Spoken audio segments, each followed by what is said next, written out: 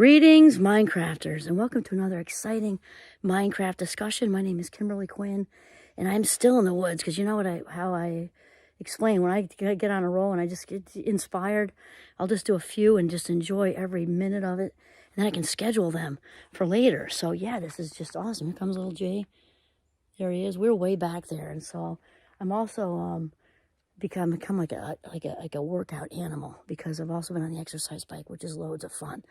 So I want to talk about, what did I want to talk about? Searching, like a Google engine.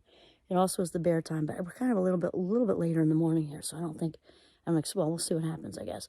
All right, so I want to talk about our uniqueness being wonderful. And, people might be like, oh, so cheesy. No, I'm talking about that feeling of original worthiness that we are all brought into this world with. We are just brought into this world as bundles of love and joy. And think about it. Little babies aren't born caring about anybody's skin color. They're not born, caring about if somebody's, can't see or can't hear or is missing a limb, or they just don't care, right? And they're their own little unique selves. Little babies in the Fast Mind Club who just don't know it yet, or little babies, in the Autism Spectrum Club and they don't know it yet, or whatever it is club that they're not sure they're members of yet, right? And they're just absolutely, I don't like to use the word perfect. In this sense, it works because we are spiritual beings having a human experience. So all the human stuff, we're works in progress. The spirit itself is exactly how it was meant to be made. And so it just amazes me because here we are, one of those little bundles of love and joy.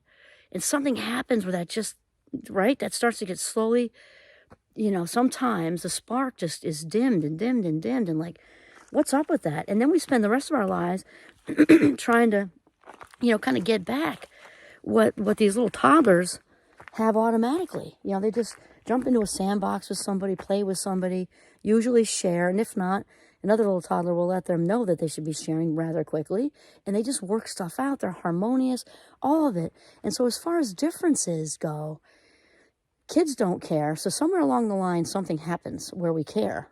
and who knows where that actually really starts. I think it's really a blurry timeline. But it does, and it starts when we spend so much time trying to become, leveled up with it. We want to be maybe the same as other people. I don't mean like clones, but just as worthy as other people. Maybe that's really what I wanted to say. When in reality, our uniqueness is what makes us wonderful. Why are people trying to be anything but who they are? I don't know. I really don't. Imagine how boring the world would be if everybody were the same. That's cliche to say too, but it's also very true. And I just wish, kind of for all of us, especially once we're a little ways along, we started to really, just introspect and things like that, to realize that everything about you is exactly the way it was meant to be. And when we question that, we're really questioning, the universe, call it universe, God, source, higher power, whatever you want, who knows exactly what, this infinite source of intelligence knows exactly what they're doing. So why would we think that we were meant to be born any other way than we are? And maybe just embrace it, because we all, just like snowflakes, also cliche, but I don't use things that are cheesy unless to be cheesy, or unless they're worth something. And it's true, since the beginning of time, there haven't been two snowflakes released from the clouds that have been exactly the same if you put them under a microscope quickly before they melt, right? And that's the same truth with human beings. There are no two of us exactly alike. So isn't that a huge celebration? That's cause for champagne. You know what I mean? We are all wonderfully different. We're wonderfully different, and so much, to learn from each other. And it's just, I guess it depends on also your worldview. Personally, I even with everything going on out there, it doesn't mean that we don't care. Obviously, that is not true. I care deeply about any kind of injustice, large or small.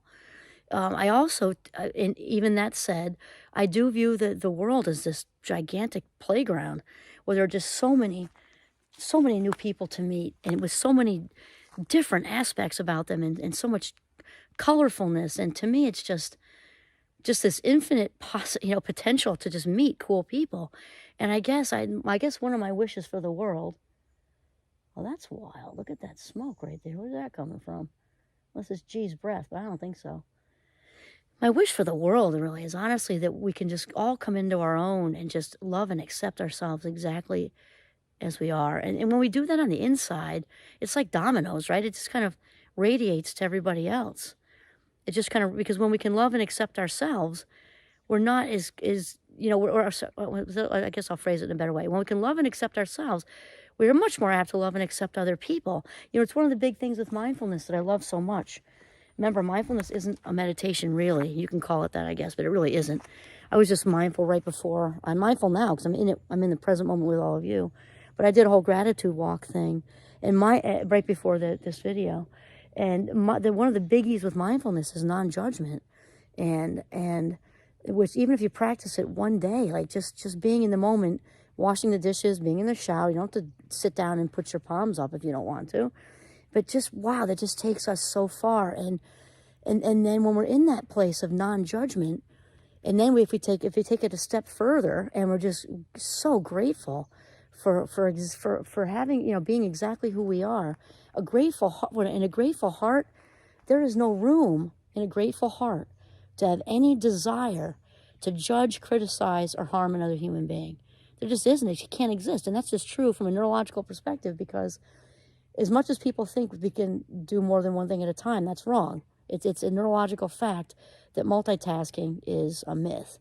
So somebody says, oh, I'm a good multitasker. I had like 1,000 kids and 15 jobs, and you should see me.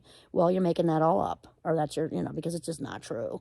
The brain can only do exactly one thing at a time, and what looks like multitasking is a quick shift in attention. So if we bring it back to being in the present moment with gratitude, with who we are, exactly as we are, there can be no room for anxiety or anger, certainly not hatred, and there's just no room for any kind of desire to criticize, judge, gossip, harm anybody in any other way.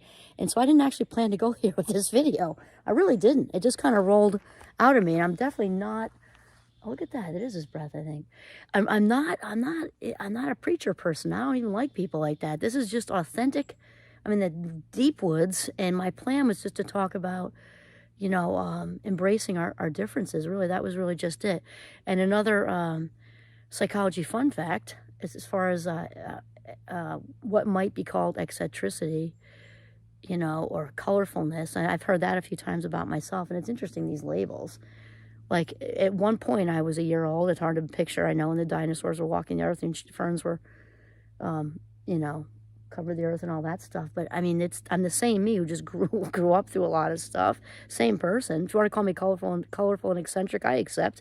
Because here's the thing, it's a research demonstrated fact that those considered to be eccentric live on average about 10 to 20 years more than boring people. So there you go. I would say embrace your wonderfulness, embrace your uniqueness, because your uniqueness is what makes you wonderful. Great. This is Kimberly Quinn signing off with little Giovanni from the deep woods on a spectacular day in northern Vermont. Have a mindful, very colorful day.